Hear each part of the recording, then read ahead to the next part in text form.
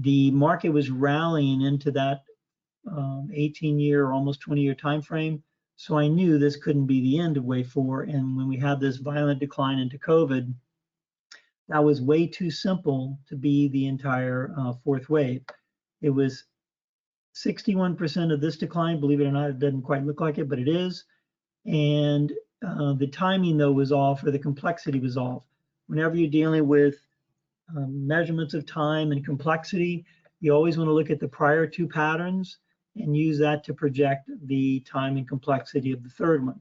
So here you can see wave C was very quick, wave D was very long, and wave D was very complicated, wave C was very simple. So to project the time and complexity of wave E, we'd want to take half the time of wave C and D added together and add that to the end of wave D, which puts us, I actually don't have this on this chart right now. I don't think I can actually add that in, but let me see if I can possibly do that here. Be starting here and finishing here.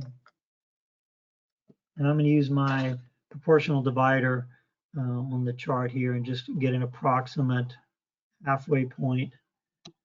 Okay, so half of that time is right around here. Okay, so we're not quite there yet, but we're within, 2.5 years, give or take, of that ideal time conclusion.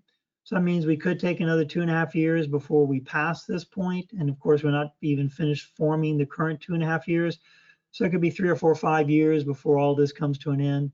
And then we finish wave 4 over here and we start the next phase of advance, which is what I was talking about in my long-term stock market forecast.